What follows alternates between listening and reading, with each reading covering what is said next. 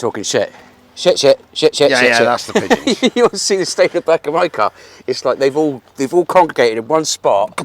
Yeah, no, my bonnet needs painting, and I caught my door last night. I caught the wing last night, that horrible patent wing, and bent it, but I don't care. So, return of an old friend. Yeah. Well, old friend to you, new friend to me. Yeah, old friend to me. So, there was a little montage of photographs a minute ago, so they would have worked out which Top Gear van it is by now. Yes. One bloke guessed right. Everyone else I did see that. Yeah, I did see that because everyone else had realised that you'd not have the oval-based disaster. I wouldn't have the FUD. And the other one, I don't like T5s. No. So, yeah, everyone was like, it's going to be a T5. I was like, no, it ain't. So it is a 2005 Renault Master. It is. 120 DCI, medium wheelbase, high top. We're stood looking at it, obviously you can't see it. Yeah. So I went all the way the top side of Newbury last night. I was regretting my choice of tow vehicle. Well, struggling with the hills. Yeah, I mean, she. To be honest, I couldn't be asked to go home and get the ML, so I just took this, and it was fine on the way up. But yes, it was slow. I mean, I think I caused quite a spectacular tailback all the way down the A34, and then I cut off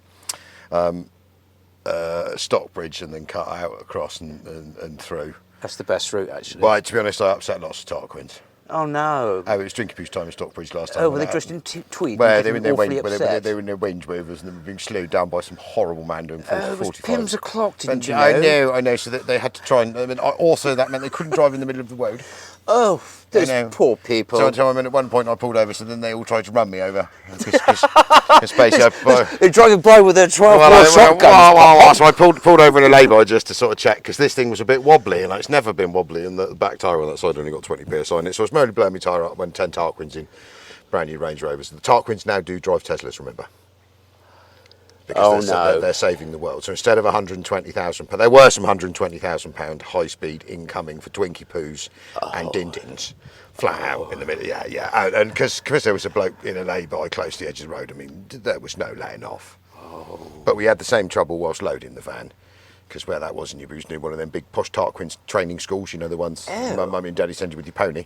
Oh. Yes, well, yes. I want 2 ponies, Daddy. Two ponies, yes. Yeah. The idea of having to let off of your electric Tesla box, because there was some man trying to drag a large van on a trailer and a pickup truck, wasn't going in. The nice bloke that owned this van said they have that type of problem, and they don't understand the waving. Well, no, because when on the way there, there's like a bridge that you had to go under by a big Tarquin school, so I let 3 of them through, but that was.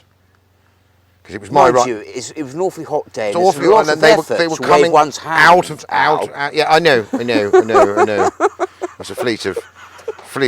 What are those little Range Rovers that you give the wife? The Evoque. Evoque. Yeah. One's just been sat on by an elephant. There were some of those. Yeah. And then there was a fleet of those electric swastika cars. So I let them through. It was my right of way climbing the hill. I had a big sign that said it was, so I flashed them through because it was easier than trying to. And no, there.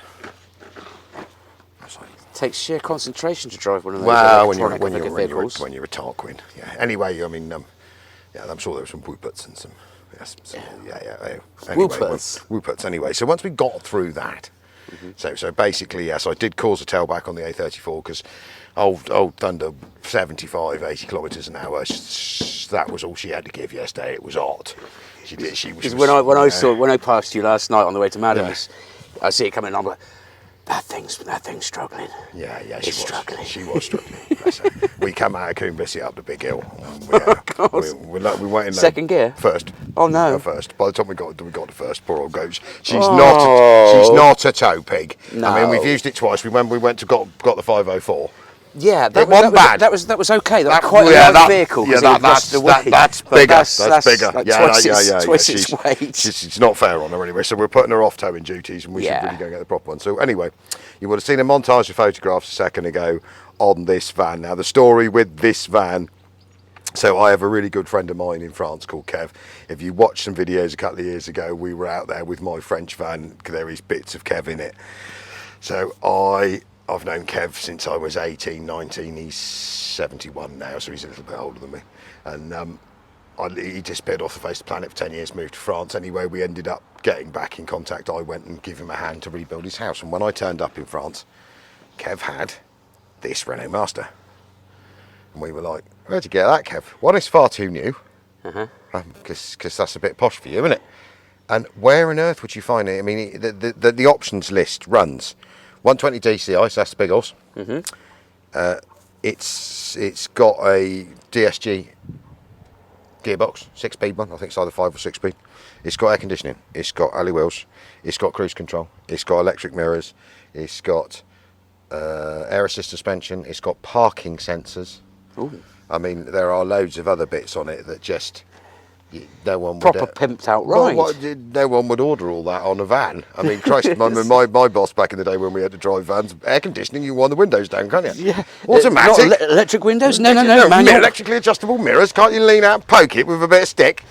So when I turned up, there was this van, and I was like, that's a really... And Kev basically had pretty much won it.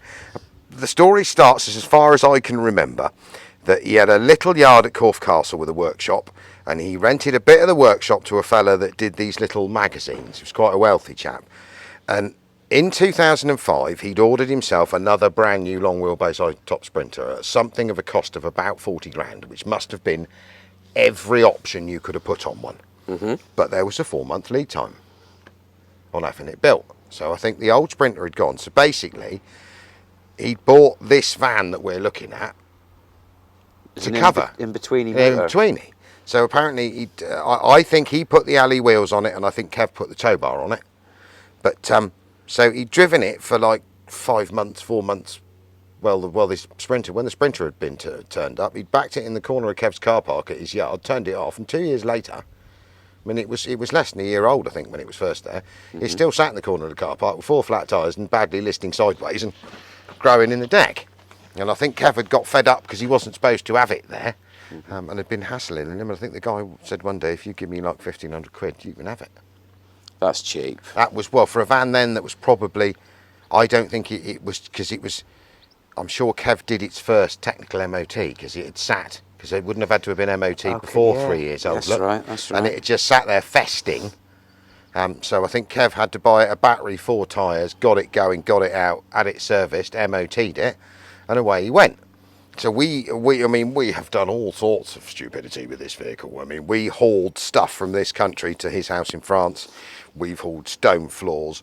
We've hauled, there's some photographs a minute ago. We hauled my father's vintage car that we bought in France back in the back of it. We had all sorts of fun. Trailers, I mean, Christ, I've driven that from Leeds with a 206 Peugeot hooked on the back of it on an A-frame back to the Charente in the south, in central southern France. And I mean, Kev ran it, and then it came to a point where the house build was almost done, and Kev acquired himself a left-hand drive Kangoo. She came back here, his boy Ed had it, and I think it started to play up, because it was quite good at playing up. Only the main play up we had in the first couple of years was, it runs automatic and sequential, but it's not an automatic gearbox. I think it is basically a Mercedes Sprint Shift gearbox mechanically. So it's got a mechanical clutch, and it's pre-select. I can't remember if it's 5 or 6 speed. I haven't turned it on for so many years. But the computer in my job will change its gear for you. Oh. So it disengages, disengages. The first thing to shit itself at 80,000 miles was the clutch, which caused Gail Menard, our local mechanic in Villefagnon, a very big headache. They did that, and they put a clutch in it, then it wouldn't work. Then it had to be shipped to Renault for Renault to reprogram it, and it went again. And it was fine then. I think it got up to about 95,000 miles when the DSG Auto, whatever it is in there, completely pooped itself. It did give you some warnings, because it used to it's got an 80 amp supply fuse, supplies the electric hydraulic pack that fires the box. And then it used to like blowing that at traffic lights, randomly. And then it's locked in gear and it won't move and you can't do anything with it. Oh. So we had a few of those, and it does like to eat a brake light switch, because the brake light switch on the pedal is fundamental, as we've discovered on quite a few occasions, for it working. Because it uses the brake light switch, it's got 4 feeds through it, to shove the clutch on and off, and to put it yourself in neutral, and also you have to have your foot on the brake to start it. So we used to find brake light switches going out. First time it did, it won't go. So it had a paper clip wedged in it for a long time, get it to move, and then we used to carry spare brake light switches. So when matey got it advertised and it said, it won't turn over. We can't figure out. I was assuming that it could be I took a brake light switch. It wasn't. The starter motor is dead. But there's a possibility it might go. So anyway, in I think 2012 or 12, it died on Kev. I was in this country, and Kev spent €4,000 on a replacement new Renault DSG gearbox, just on 100,000 miles. It's done 165 now. So in the best of lives, it's got about 35,000 miles before it poops itself again. Anyway, so, and then the top gear connection. So we didn't know that. I was sat watching, I think I was in France, sat watching an episode on satellite television of Don Dave, Top Gear roadieing for the Who, fishing through, and I know that number plate, like, because you used to look at it every day. And I looked at James Master in front of his van. You'll have seen the photograph a minute ago, and you were like, "Oi, Kev!"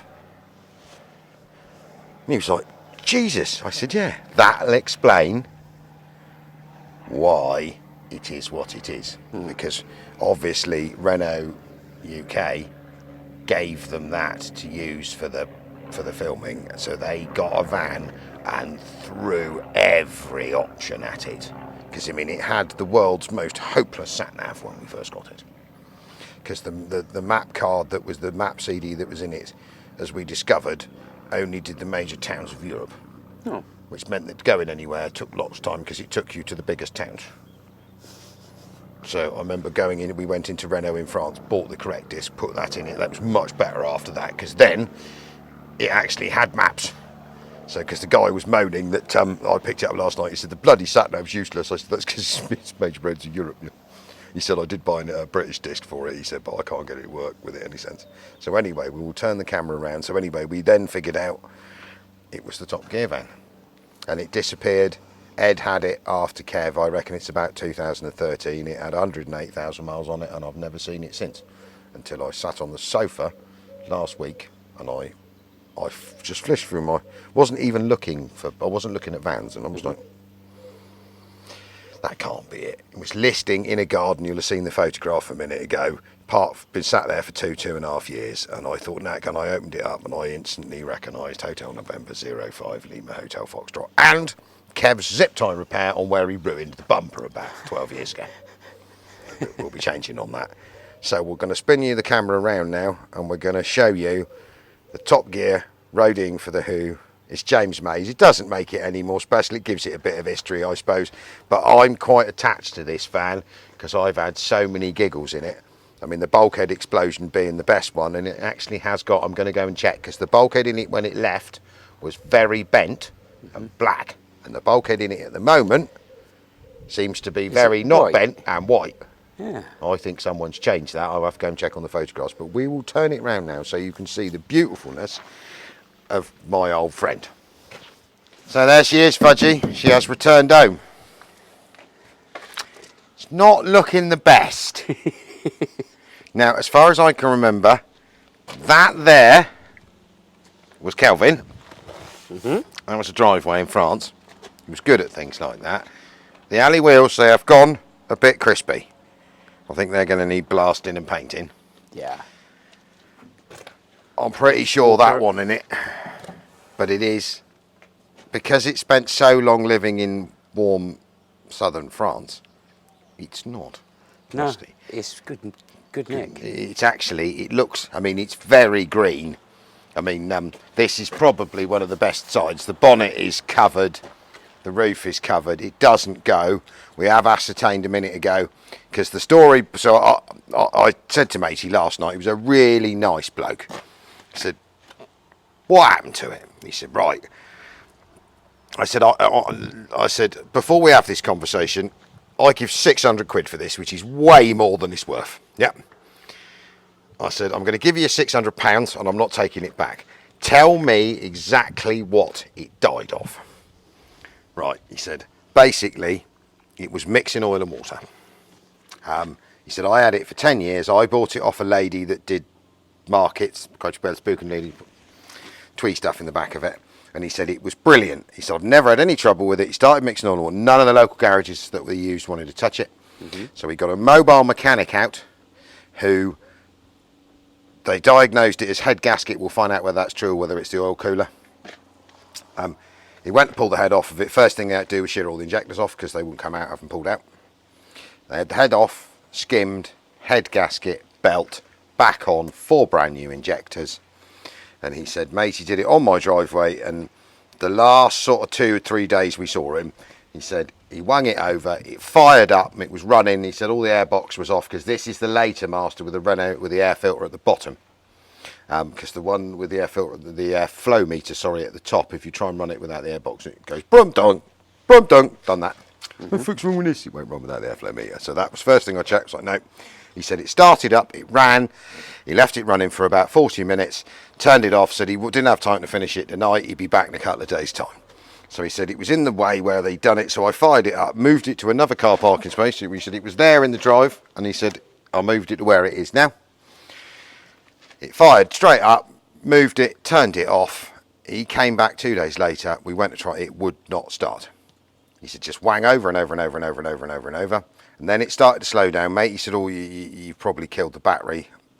They got a brand new battery, put a new battery on it. It turned 3 times and then it's never turned over since. So we have been underneath and ascertained that as a starter motor, she's dead. Because when I first got it, I got in it last night, opened it was a brake light switch. Nope. It did no turning over. It was a mucker to get out because it had been parked with the handbrake on. Oh no. They were, yeah, but you can lean underneath on a Master and beat on the back. So we had to drag it out of a gravel driveway.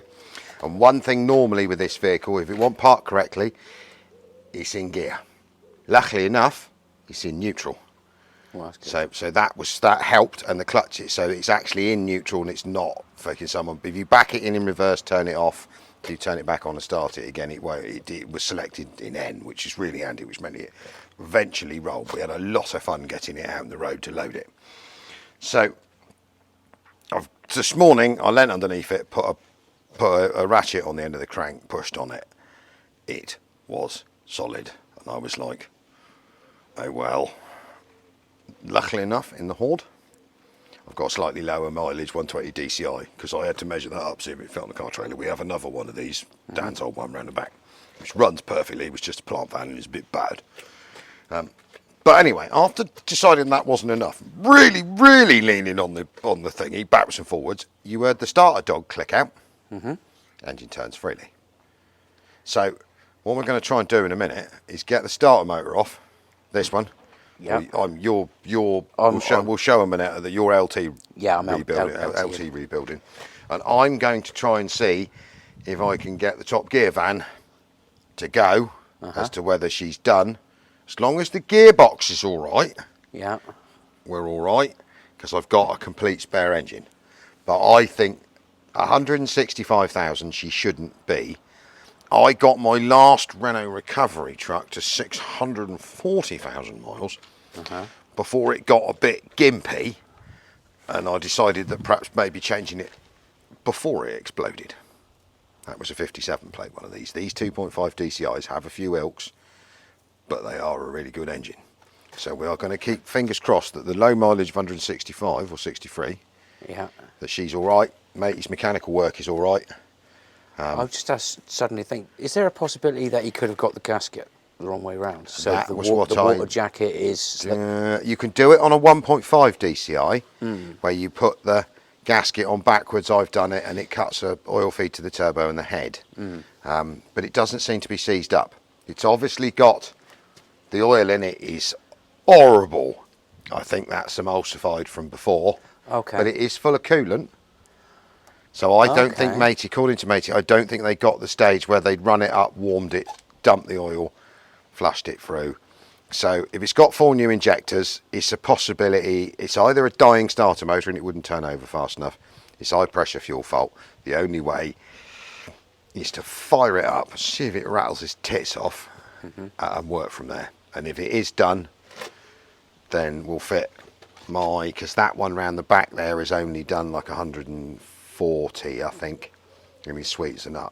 That's an 06 plate. It's actually a Nissan QB Star or something, because they did badge engineering with these, didn't they? You could have it as an horrible Vauxhall. Or you could have it with Nissan badges. So Nissan sold these and the Kangoos as Nissans, And then Vauxhall sold these as a Movano or something, didn't they? And then Renault sold them as a Master. So we'll see what happens. Watch this space. Watch this space. So I'm going to cook myself. Waste a day I shouldn't be, because I need to be doing other stuff. And see if I can get my van to start. And then we'll figure out what we're going to do with her. Because it's weird. I don't know why I'm slightly attached to a 5505 plate Renault Master, but I am. And a mate, he was like, because when I messaged him, he said, well, you're not going to break it for bits. You're going to break it for bits. And I said, no. I said, honestly, mate, I'm quite attached to this. I'm going to go and do a me. And but it's got seals at the back. Look. They fall off. They're there. Yeah. I think she can be brought round, and I think we need another works van. And that thing is good. And it's lazy. It's automatic. Because my legs are getting a bit, and my knees is getting a bit gimpy at all this age and stuff. And so I'm going to get that alive and keep it. Yeah. You can't have it, so go away. It's not for sale. No, not current. No. I might change my mind, but it's even got it's even like the options are, as to say, aircon. It's even got twin side loading doors. As you'll notice, there is a side loading door this side, which would be standard for the UK. Go and have a look the other side. Bloody hell! 2 side loading doors. Posh option, I say, every option. Have you seen the parking centre? Look, parking centres. They were deadly. The amount of damage Kev did with him. His son Joe had a brand new, really shiny BMW Z4 he's just bought. Yeah. So Kev was back in this country. His missus, next missus, lives on the hill, so he shot him with this above Joe's car. What he hadn't realised is he hadn't put it in reverse, and then he went whizzing backwards, waiting for his parking sensors to go meet. Well, they weren't going to go meet because it wasn't in reverse. So the tow bar just planted straight in front of the BMW. No. Poor old Joe. And I think that's Richard Burgess just turned up, and if it is, Rich is a really good lad.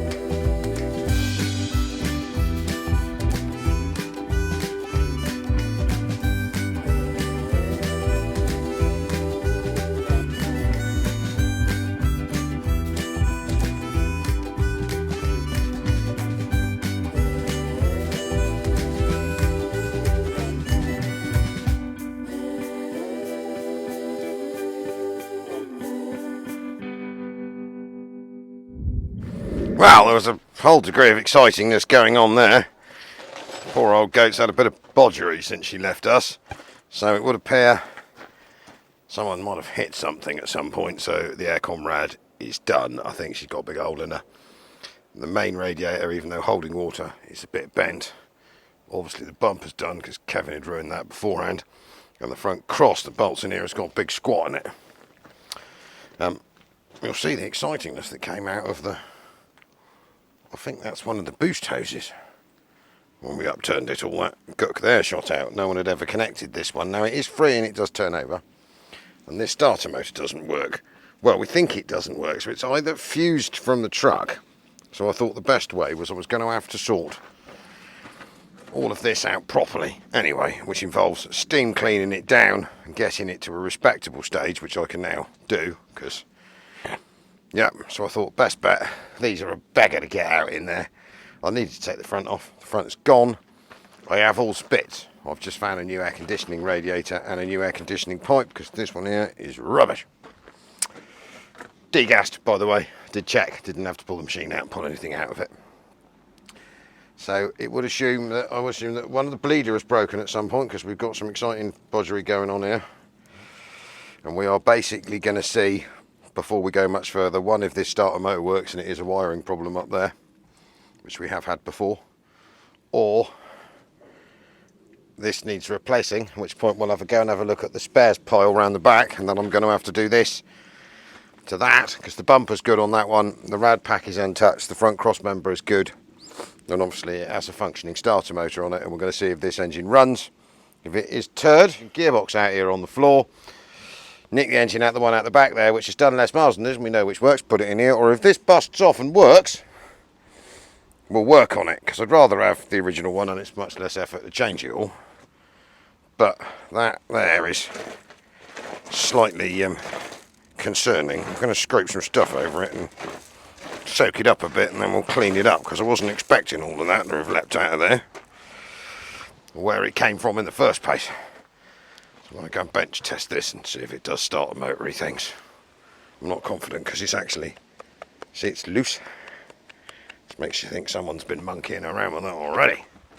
Right, so starter motor excitement. It would appear that the bolts that hold the starter motor together, they don't do anything anymore. So, starter motor is technically junk, and I am pretty confident that it will not function. Does it function? Ooh. Well, it does sort of work. So does that mean let's go over to there?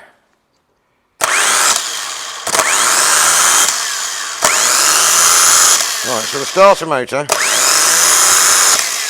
even though it sounds like a helicopter, does sort of work. So I think what we need to do is get a starter motor out. Might even have one on the shelf, so, because this is not going to improve itself. These bolts should hold it together, and the bearings in that sound horrible. I mean, what is going on there? I've never seen anything. Oh, why would you be doing that?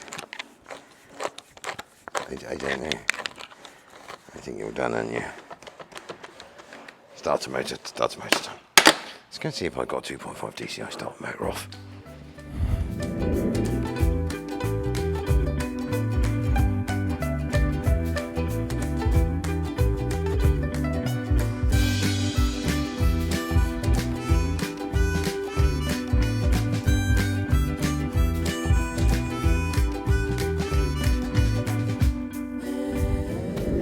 Didn't have a good Renault 2.5 DCI starter motor. We had a semi-melted one. So what I've done is I've made one out of two. So this is the casing and the bits, as you've seen off the other one. We're going to try this, see if it spins it at any speed. Otherwise, we'll have to strip the one out the back out first before getting to this. But for the 2 minutes it takes to chug this in, we'll just see if this is enough to get it to go. So we are on camper van refit as well while we're on it. So Fudge has got all the side lights in, rear lights are in, back doors are all on properly, got a bit of lining up to do, rear light, rear number plate lights, number plates. Cab's all built up down there, side lights are in. He's just finishing building that door over there, and he's building this one up because of course we'd stripped them right out when we painted them. Got OAP assist in the corner here, haven't we, Raymond? He's come to say hello, it's normal. And he's doing quite well. I'm going to go and refit my newly rebuilt starter motor and see if me 2.5 DCI starts. You are concentrating over there, aren't you? Yeah. To smash? Don't know where you'll find another bit of glass for an LT35 if you break that one, you know. They're rare round here, they are.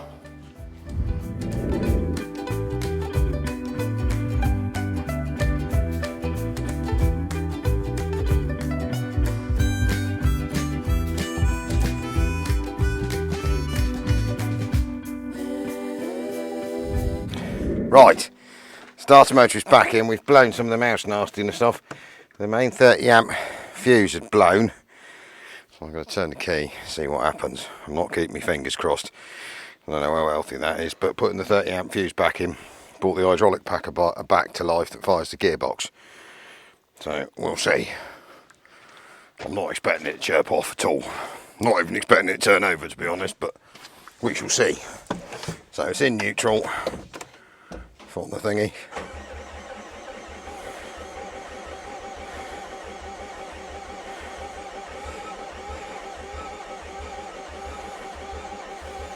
Now it turns over, but it's hardly trying, is it? Let's see what's leapt out of it. Got anything leaping out of it? What's that? It's coolant. Yep. I do wonder if that engine's done, you know. Doesn't sound particularly brilliant. Have we got fuel prime? I've got something.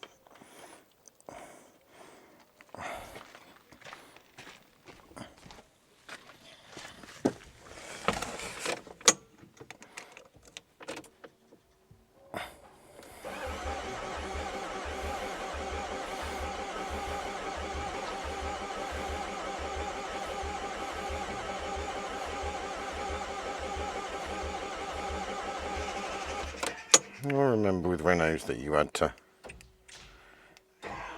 lock and unlock to get the immobiliser to go off. Sure, we've been here before.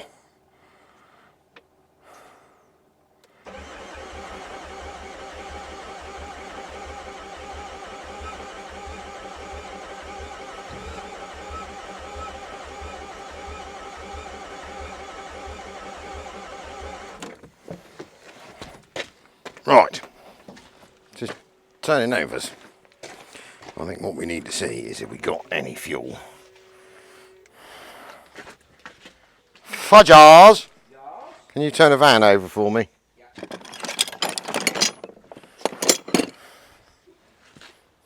Doesn't sound like it's got much in the way of the compressions.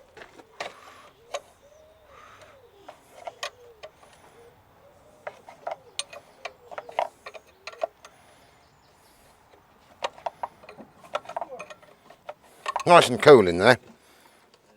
Turneth it over.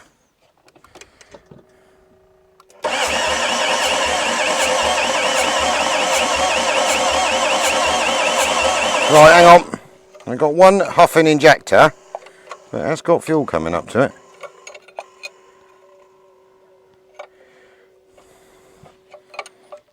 I have a feeling that this thing may not be very healthy. Try it again.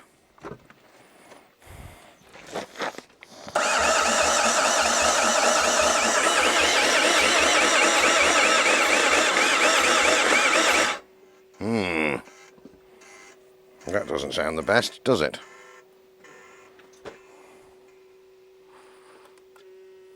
Just flick it over again.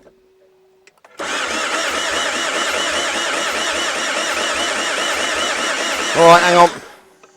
I might just try sniffing it with brake cleaner a minute, see if it busts off, alright? Okay. Not terribly confident this is going to do anything, but... Go on.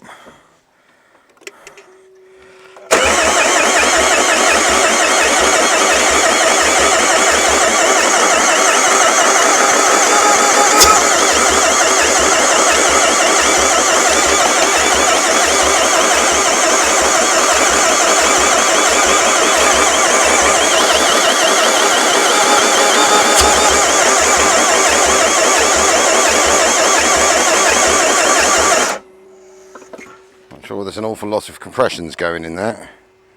Got all sorts of exciting stuff leaping out of it. That's just coolant. Run it again. It ain't going to hurt it.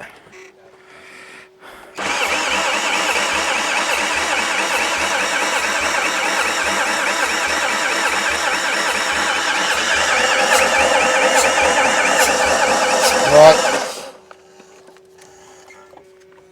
I think it might have had a set. I don't know what's going on here. I don't think that's got any compression of any sorts by the sound of it. The fact it ain't firing on brake cleaner means that it's not very healthy, doesn't it? They might have killed that. Run it again, mate. I think it's I think it's done.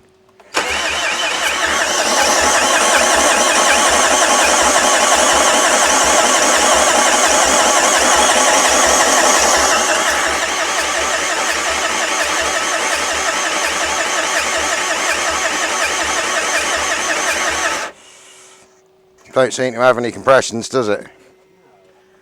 And if this head's been back on and been off and back on again, I'd be very surprised.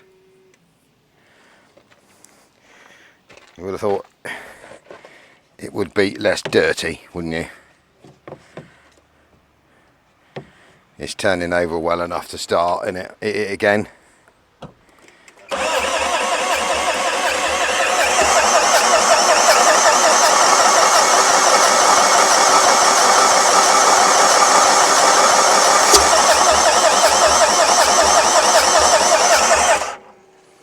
definitely got some. It's got compression of some description. I mean, but I don't seem to have a lot of it. We could have a new gasket. It looks like a new gasket in there. When we put a new gasket in, he didn't do much cleaning when he put it in there. Well, it does look like it's sort of... it's got lots of gurk in there. And the other possibility, a new gasket. Difficult to tell. Well, that's pretty clean. Yeah. Head gasket wise, you got a nice shiny. Yeah, definitely new head gasket. See the.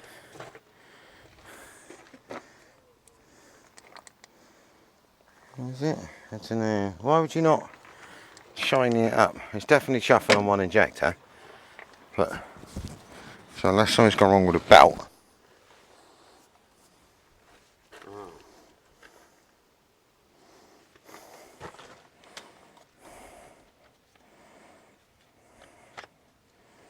You turn her over again, see if there's any cam movement.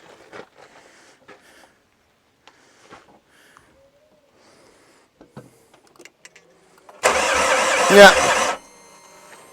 We've got cam movement. We've got cam movement, we've got fuel. Just it ain't having it at all, is it? Try again.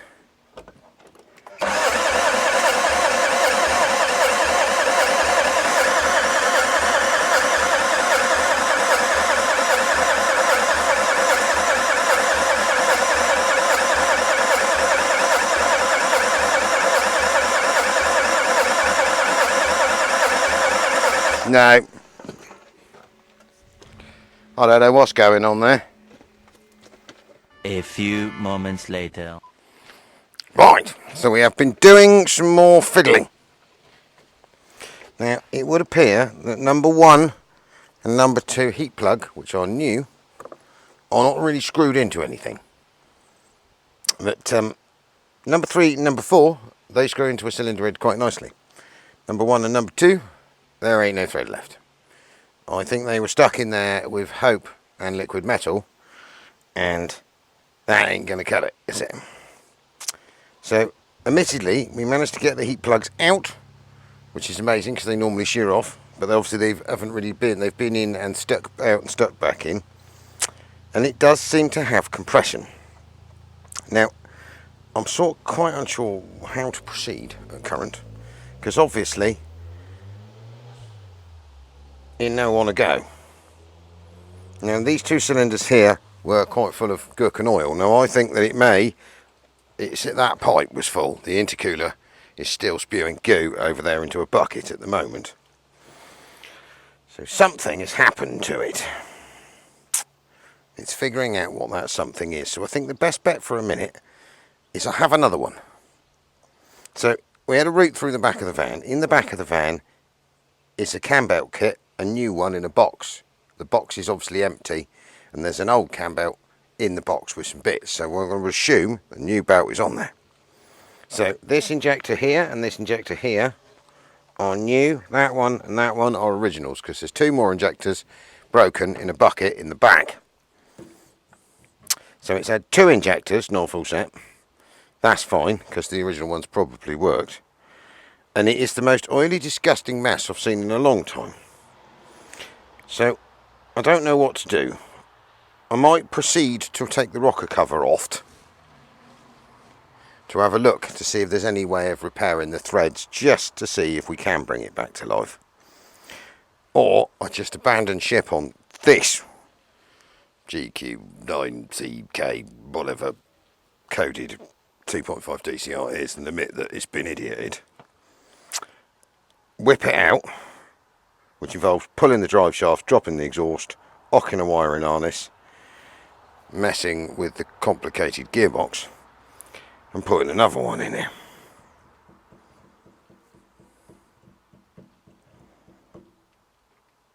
Don't you? But what I am going to do, whether you like it or not, I can't hurt it any more than it's been hurt. I am going to steam this engine bay to death. And now I've got some inject opening rails and stuff, but I'm going to take all of this off in a minute and shake it out. So I've got my heat plugs as best sat in the holes, and I'm going to try and avoid steaming water into here. But basically I am washing all of this down because it's minging, and then also we're going to give the old goat a bath because it's offending me. I'll walk round it a minute so you know quite what's happened. Betsy, she's been ruined. It was such a good van, well, apart from that bit. But when that bit worked, that bit's really good, this selectable auto box. And the selectable auto box, after putting the 30 amp fuse in it that was blown, is working perfectly. I mean, you can see here, there's a clutch bleeder down there, and there's a clutch master cylinder pot just there, look. That because I say, she is like a 6-speed, it is 6-speed. It's a 6-speed computer controlled pre-select manual with a manual clutch hydraulic one that's worked by that lot there, and a big hydraulic pack wedged under the back there somewhere. So I think cleaning is the way forwards. I'm going to clean the engine, clean the van, see if we can make her look a bit better, and then I'm going to tear that rocker cover off and see if there's any way of saving that head, and if that head isn't savable, to put some glow plugs in it, see if we can get it to go. It's coming out and another one's going in. Because I know the other one, and I know this one, but something nasty's happened to that one. Or not. Anyway, washing. Let's go washing after I've gone for a tour. I'll give you a tour around. So we start here, so you can see the gook and the gack and the... I mean, she's a bit of a dirty girl. It's all pretty grim looking just there. And then those are the two offending heater plugs. Now that injector, as I said a minute ago, looks new. That one looks new. That one looks very much second-hand and old. So does that one. And someone's been in here because there's some new 30mm bolts which they never had. That'll explain the collection of hardware that we removed from here earlier on. So it ain't rusty, which is an upside, but if I cruise around here you can see it's a bit green. Someone has ruined the mirror and attempted to stick it on with grip fill, which didn't work. That's well and truly hanging off. I actually have one of those. Now, apart from the fact it's a bit dirty in here, I'll hop up in. You can see this is quite a strange Renault Master, because pre-select gearbox, sat navs, air conditioning, adjustable air suspension, cruise control. She has the lot, look, passenger's airbag, driver's airbag, and she still hasn't done the gearbox warning oh no, the gearbox dying light has gone out. So 169 showing. I mean, apart from needing a damn good clean, it doesn't look an awful lot different. And the bit that I found quite funny is if you go to the sat nav, go to the navigation, it's still got the Villiers-le-Roux Charente South France one about 3 down, so no one's ever managed to get that to work since it left. I'll turn that off. See, it's got electrically adjustable mirrors and electric windows. It has twin sliding doors. This one is particularly grubby. There's a bit of a sort of a, I think it's the other side. This side's pretty straight. There's a few internal dings, there always was. So obviously alley wheels. Come around the back. Someone's mullered the corner of my door, but I'm sure we can sort that. The parking sensors are hanging in there. Just one of them has gone, but I'm sure we can find that. Tow bar's still hanging in it, and it is, apart from the goo, reasonably straight until you get to that big donger there, and the bit of trim's gone, got that, and then it's going to want a bit of bashing out along the bottom there. Now, economically, this thing is not worth fixing. We're forgetting that. I like this van. So luckily enough, we're going round here now. I'm going to toddle off round this corner past the Zephyr and all the other stuff. Out into the, that's the scrap pile, just ignore that. So we go down through here. Keep going, keep going, keep going, keep going. Obviously lots of vans, lorries, vans, tyres, wheels, stuff. And sat here, that is a Nissan Cubis. I don't know, we're going to have a look at the back.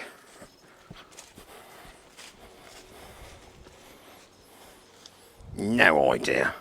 So it's an 06, it came off a mate of mine, but it basically has all the bits I need to fix the silver one. So sat in here,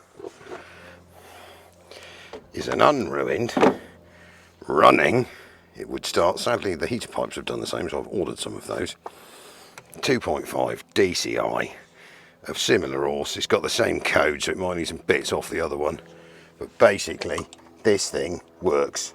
It was running till Al stole the fuel pressure sensor off of it a while ago.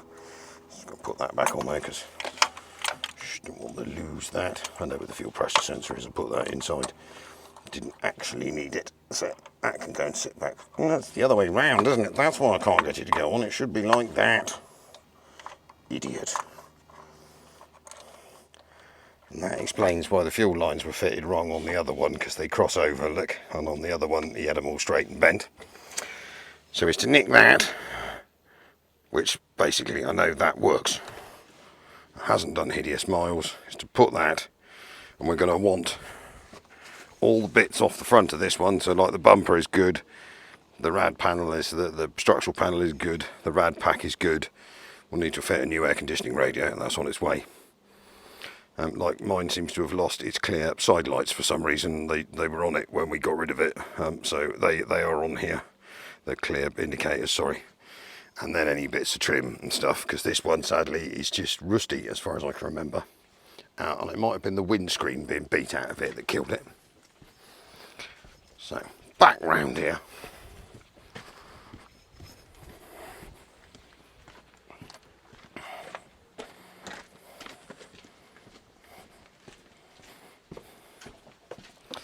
So I think what we do in our pointless fan saving, because I like this thing, is I'm going to now steam this to death. We'll take you with us. I'm going to get it all cleaned up, and then I'm going to come in here after it's dried off, push it back a bit. I'm going to take the top off of that and see if that is dead. It's not killer amounts of work to get it out. The problem will come that once I've separated it, put a clutch in it, it's not going to like me. And whether I've got the software to reset it, which I think I have, if that makes any sense.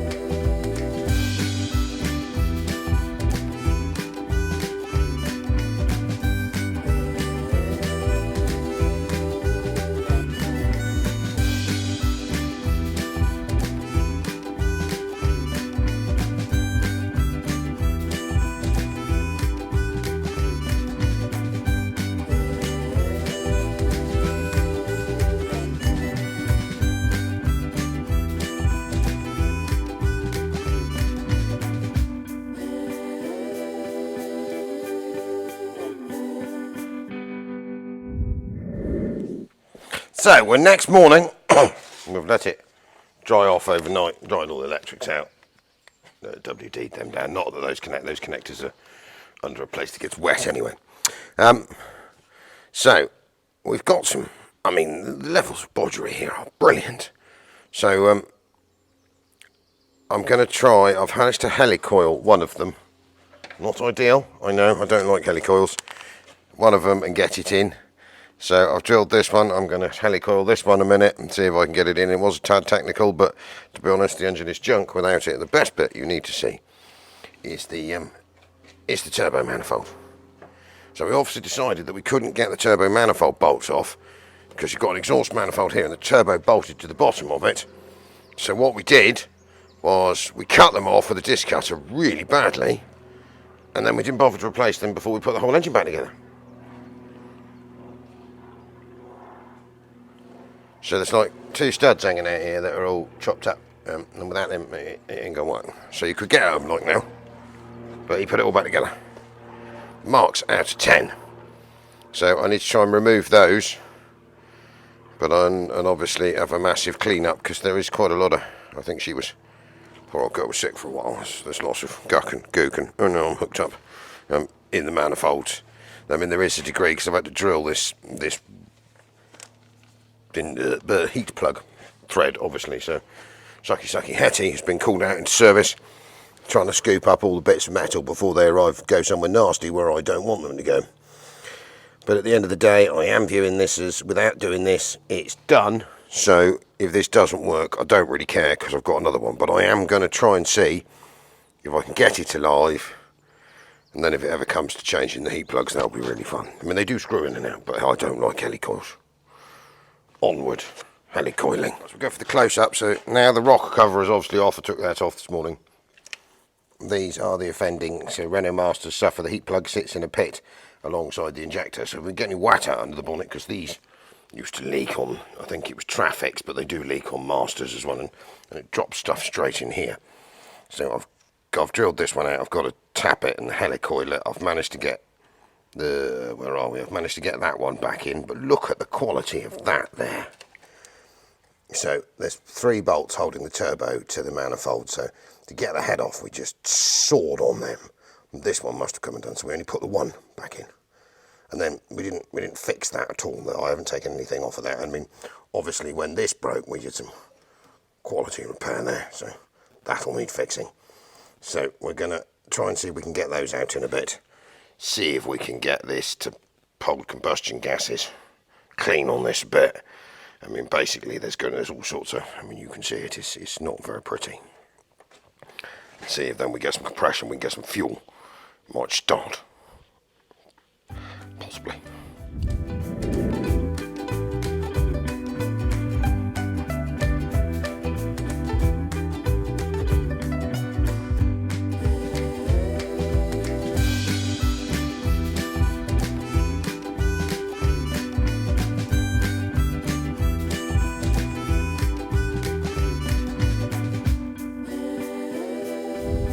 Well, they're in there. So the next thing to attempt curing on is that no one bothered to clean the injector pits or the seats when before we put the injectors in. So basically there's 4 sunken pits in here with a big long injector that slides in and allows you to, it's got a copper washer between the end of the injector and an aluminium cylinder head. So the seat, I think, is a steel, it is by the look of it a steel insert, and that wants cleaning. The pits want cleaning, and we can put the rocker cover back on, but obviously we're going to have to deal with that first to see if this thing is ever going to go again. There is just a multitude of horrible bodgery going on. It's all part of it. As the great saying says, if you don't know what you're doing, just don't do it. Just don't. Right, injector seat cleaning.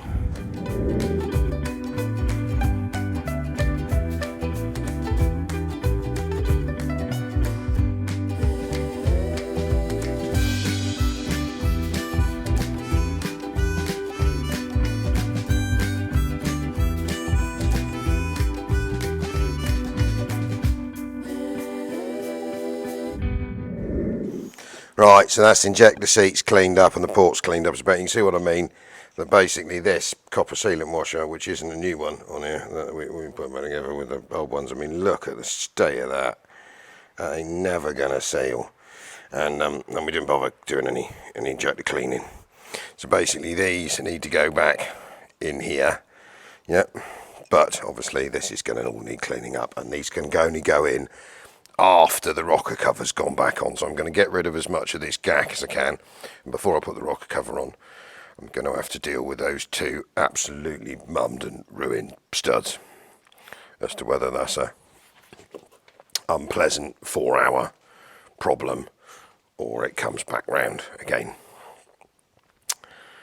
Oh, it is what it is. We'll get there. I mean, the way I'm viewing this at the moment is, even if this doesn't work, I haven't, apart from the time, lost anything, because I have got a replacement. So at least the heat plugs are in now. They're all down, so that'll seal that up. I mean, whether they're going to be changeable, because I mean they went in well enough, but helicoils are a pain, and we'll cross that bridge. They're all new, so basically we'll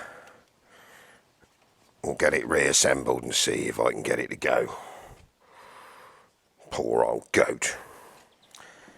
So we've had a bit of an injector clean up, make sure they're nice. We found the correct washers for the bottom of them. We've cleaned the seats. What I have just done, we'll see some oil pans, because I did sort of brake cleaner this, or turn it over, and then it was spewing this sort of grey disgustingness out of these Paul Rocker lubers. So I pulled the drain plug, and my lord, that's pretty nasty in there. So what we then did was I've literally diesel and brake clean flushed this whole thing into the sump. I've filled the cylinders up, then wound it over, blown it back out again. I'll put this down a minute. I mean, the poor old goat seems to have some compression at current, so we're going to go for the belt being on correctly, possibly. Might check that. And well, it's interference, so if the belt isn't on correctly, it's it, and it's done. But I think we've got a chance. The belt is new. You can see I can see the edge of it from here. It's only like a little short belt that runs the top end. So we're going to drop the oil out of it completely, which is like gook, and then I'm going to lift it up and pull the sump pan off of it. We found some more exciting bodgery down here, where someone had broken the oil pressure sensor wire out of it. That's broken off. We'll go and get one of those, and they have plumbed the oil cooler out of it, which we're going to go and plumb back up again, because I don't think this is at fault. Or if it is, what we're going to do, it's got 2 ports on it there. One and two. I'll get the vacuum tester, and we'll pull a vacuum on this for half an hour and see if this is leaking, because if it is, I do have another one. I mean, those pipes are reasonable S. They can go back on, and then we're gonna. So my next plan, I've managed to get 2 13mm whatever they are nuts onto the remnants of these studs here. So I'm going to very quickly weld the nut to the stud, and then I'm going to boil alive with a gas torch on the stud to make sure it's nice and warm, and to see if I can pull them out, and then I'll put 2 new studs in there so that we stand a chance of the turbocharger. Let's just check that that third one actually has an ability to do up. Is she tight? Oh yes, someone's murdered that up. So we're hoping there's a gasket in there. We don't know, it's probably an old one, but it might suffice to get it going. And then we're going to we'll get those 2 studs out, replace on them, tidy up the top of the manifold a bit. The rocker cover, unbelievably, it does look like someone has cleaned that. That's not the cleanest bit, that's over there. So it's got some new gaskets, even though they have been compressed once, but they're rubber, so we're going to put those back on for a minute, then we'll refit the injectors. Sort of put her back together. We're going to find us some oil, because whatever goes around here is going to need to come out again. So I'm going to pour in it whatever I've got, purely just to try and wash. I mean, you can see it is full of goo. And we'll get the sump off in a minute, clean that up, check the oil strainer pickup, which is, if everything is just full of this congealed snot, that is going to be full of congealed snot. Actually, if we do that, we might be able to clean the inside of the engine, and then there's a possibility that if we put some good quality oil in it, we can run it for a little bit, maybe change the filter twice. Getting all this, I am quite flabbergasted. I mean, I wouldn't have let this bloke at me stickle bricks. I mean, honestly, bodgery. Just watch who you get round to fix your stuff, because that is just poor old van. But I am feeling more confident as we go, as long as these seal and the injectors seal, that we stand a chance. And also, like, if only 2 of those injectors look to have been replaced, then we could have leak-off problems, which is why she won't crank any rail pressure and why she won't start. Which makes a bit more sense as to its problems. Anyway, I'm gonna go and weld stuff on that and burn it alive with a gas torch without setting fire to these 2 tubs of oil and brake cleaner that I've got just below me, and it will go boom, and that'll be the end of us, and you won't see this video.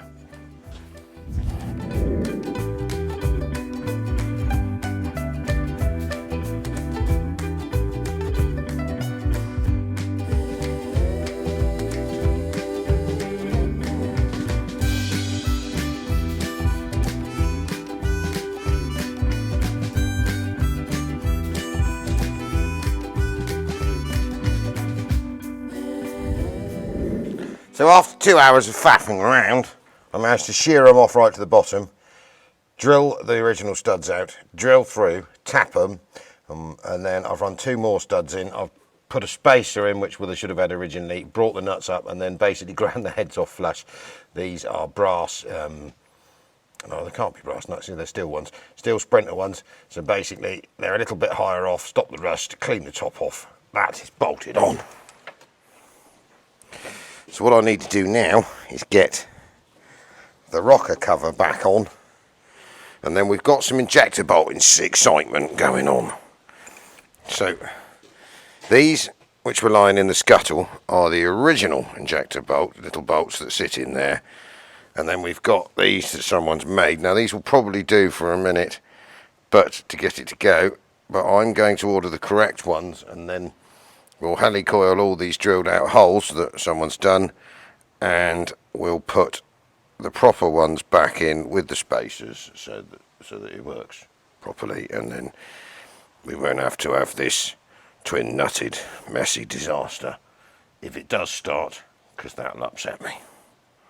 Right, back to some time lapse, rocker cover on, manifold back on, and then I'm going to whip the sump off, clean that. Well, after I put the manifold on, I'll put the injectors in, the rail on, and then we're going to whip underneath. We'll pick her up a bit, clean the sump out, fill it full of some oil. I'm just going to go for it, and then we'll see. We get it turning over. I don't know whether we're going to get it started today, but we're getting closer.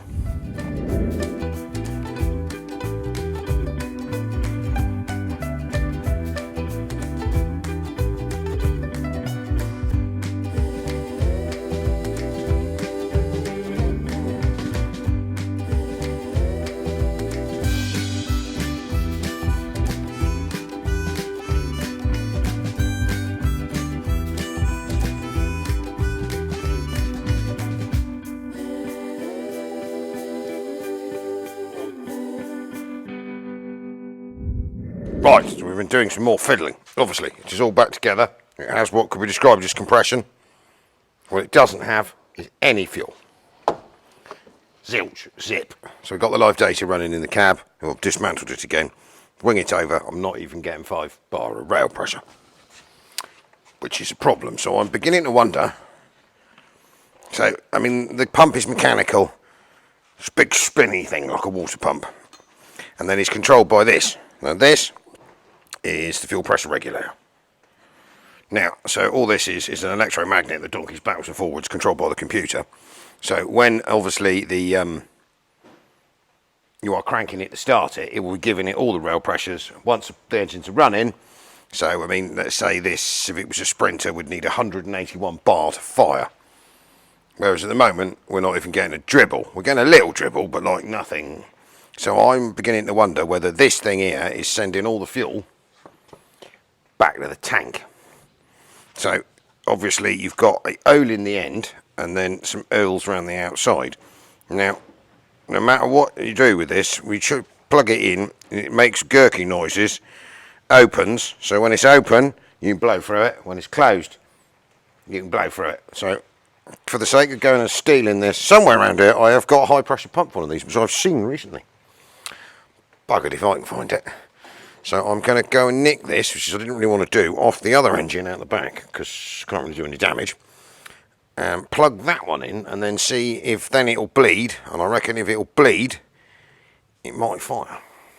Because there's a possibility that she's not done. Now, you'll see me put the injectors back in and pull some funny faces, because the hardware that Matey has made to hold these down is horrible.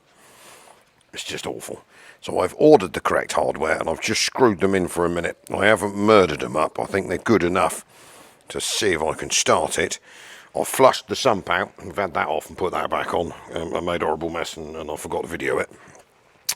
And I've put 6 litres of new shiny oil in it, which gets it on the minimum on the dipstick, even though I have taken the dipstick out at the moment because I need to get the fuel pump. And I've reconnected the oil pressure sensor, which now functions, because that had been broken. So you turn it over, the oil light goes out. That's good. It's lifting oil at the top of the engine. I'm sort of confident that there's a possibility that it could be this, and if it's not this, then this big high pressure fuel pump in here has bought the farm. Why, I don't know, and I wish I could find the spare one I got. Even though I think I might have. Didn't I just put the spare one down that's in there thinking it was a Sprinter one? I'm going to go and have a look at that.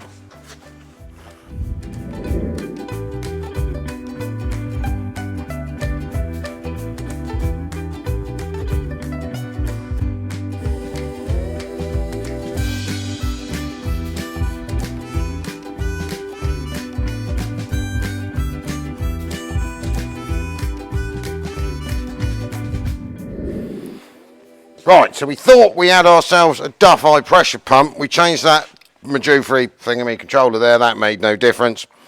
So I was halfway through changing the fuel pump, which meant I had to pull my other engine apart, which I didn't want to do.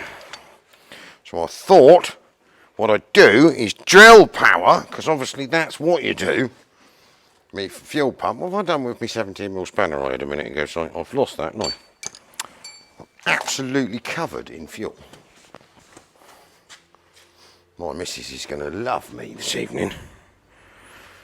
No, that disappeared.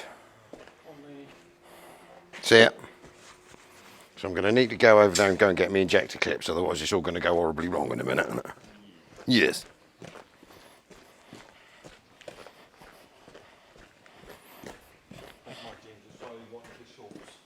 Yeah, I've gone in shorts this week. Just makes me legs really dirty, but. Oh. Right, let's push all these back on. So what I've done basically is removed the high pressure fuel pump from obviously its gear driven section down here. Yeah, and then we decided just to test it on a bench using this drill, Milwaukee, to see if it would push any fuel, which it will. So if I loosen this off here and then hit me drill, she's got loads of pressure. So I am wondering whether there was just it's getting to the stage where the drill can't even run it. So I think there's nothing wrong with that pump. It just wouldn't prime. So I'm going to try and get that wedged back in there, because there were some bolts missing, which means someone has been here monkeying around before, and then see if I can reconnect it. Now it is all sort of nicely primed. Do the bolt back up that holds it into the gear set on the front of the engine, like that, and then see if that's enough to get Renault Master to run, or at least gain some description of rail pressure. Makes perfect sense, you know. That's how the professionals do it. So that needs to go. I think I am going to have to admit defeat. No, I'm not.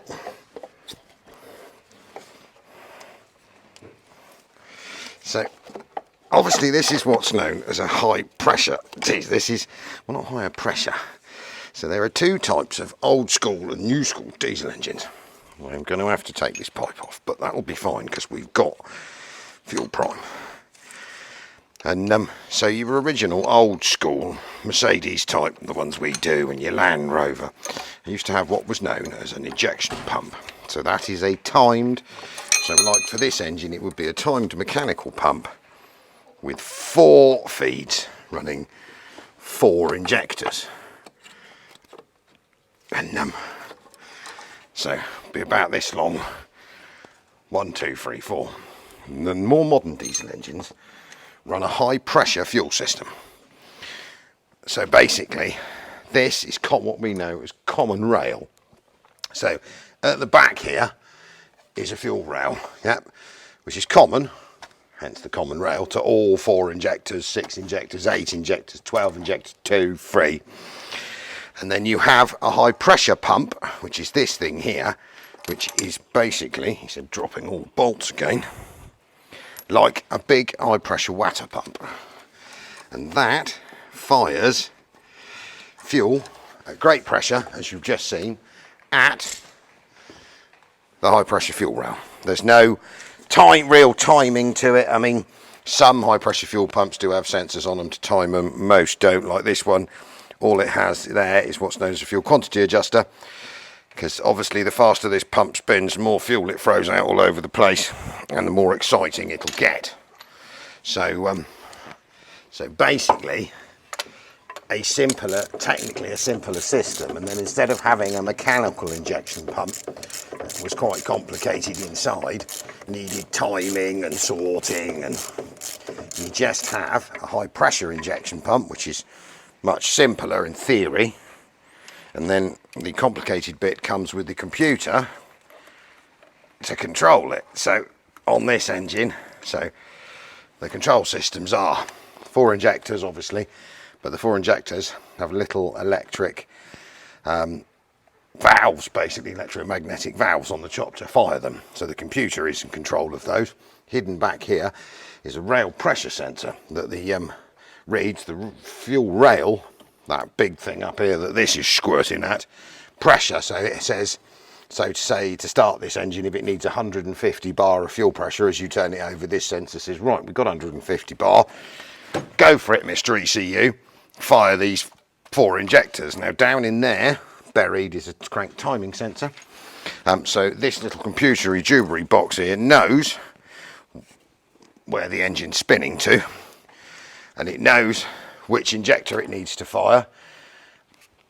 This is its fuel quantity adjuster, so it knows that it can vary between that quantity adjuster and that rail pressure sensor there, the fuel rail, and the pressure, sorry, in the fuel rail, as to what these injectors are shoving in. So when you ask it for more fuel, when you put your foot in the weeds, it can make a longer pulse to deliver more diesel. I mean, in theory, it can up the rail pressure to be more pressure at point of injection, so it's vaporising more fuel into a cylinder, and then when you're bumbling along and you don't need it, it can shut it back down again. I mean, it is all quite bright stuff.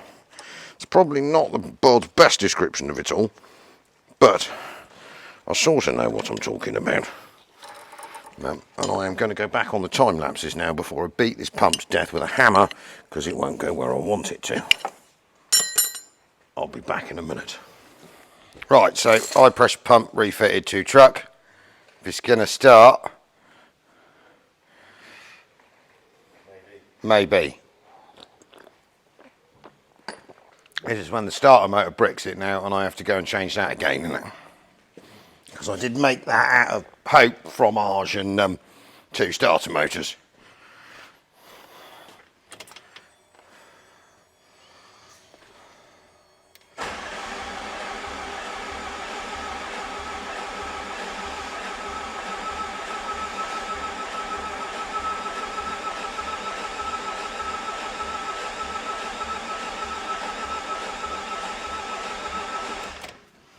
Let's see what my rail pressure readings are.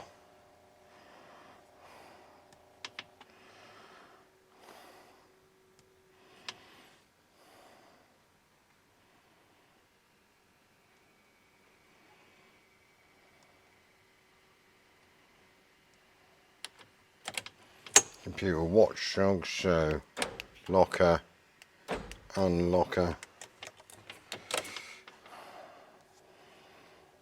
Any fault codes? Nope, right. Live data.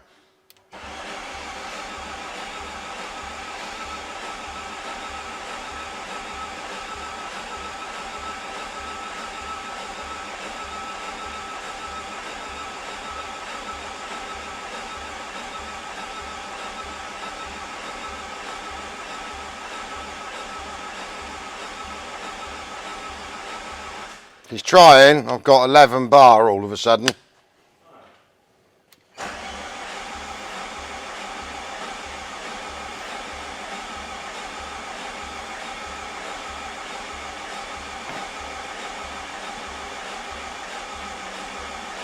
Back down to 5. It's a bit. Tried that. Don't work. It didn't even fire? No.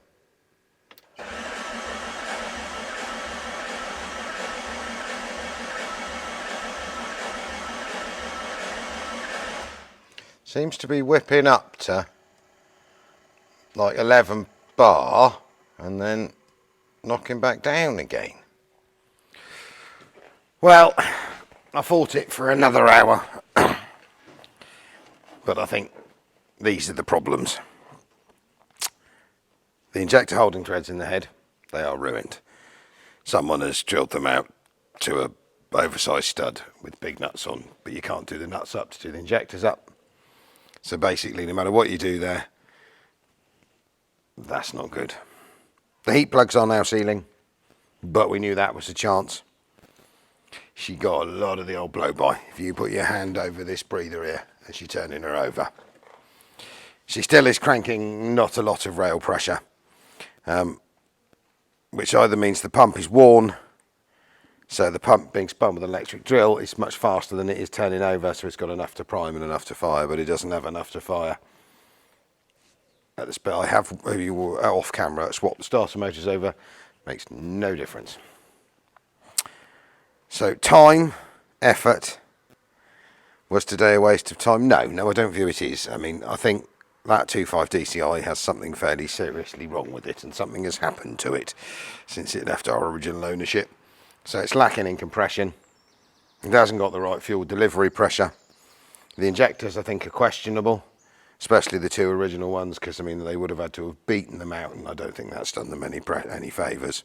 There is a mass degree of bodgery going on all the bolts holding the cylinder heads and the bits in place. And is it worth continuing? It's done 165. It isn't by no way means worn out, and I will not throw it straight in the skip. It'll go on a shelf. But the van out the back there is on the button. Basically, the engine is perfect. It doesn't need any injectors.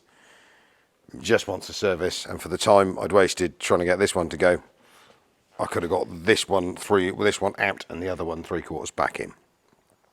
So I think sense will say that this has had its day, and that we would be wasting our time to continue on anymore. I have a cam belt kit in the office for one of these, randomly enough, an over order. I can pull the engine out of the one out the back there next week or the week after, and I think we come back to this at a later point where we say, right, that bit is done, sadly, and we pull the engine and gearbox out of it, deal with the gearbox consequences. Everything is fixable. The gearbox, at least we know now, and how we supply power to it, is functioning, and whether it is happy or unhappy, we'll find out once we've changed the engine. Because I think this one, I'm not sure. By the amount of oil that's coming still out the intercooler, it's still dribbling into a bucket out there. I think this thing may have either taken off or smashed itself to pieces. I think it's done. I think it's got a degree of compression, but not enough. And I think it is just suffering from being basically vandalised. So I'm going to sign off here because it's like 9 o'clock on a Saturday evening and I've got to go home and edit this. I'm also going to say happy birthday to Frank Peach. Your missus forgot to tell me what day it is, so hopefully we haven't missed it. But happy birthday, Frank. They're lovely people from the Isle of Man you'll have seen on here before. We'll see the photographs of them. And I am going to go home, edit this video up, and then next week or the week after, depending on workloads, because we are still building a 250D, that draws next weekend. And the car will not be finished by the time it draws. So if you win it, you're going to have to wait for us to finish it. It's just there is too much to do and never quite enough time in the day. But we're honest. And anyway, even if you have won it, you get to watch us put it together. It's still quite cool. So I'm going to call it a night, lock up, turn everything off. And then I'm going to have a day off tomorrow. And then next week after, I will pull. Well, I'm going to strip my white one. The only good thing about going and getting the starter motor is I didn't realise the white one actually had air conditioning, so I don't need to buy any air conditioning bits. Cancelled those. So, because I've got them all, they're all out the back. So every cloud has a silver lining. And then we'll nick its engine, throw that in here after putting a timing belt on it, and then this can live again, and the white one, well, she was done anyway. Thank you very much. Al, no fudge obviously, because it's Saturday and he's not here. 60 diesels.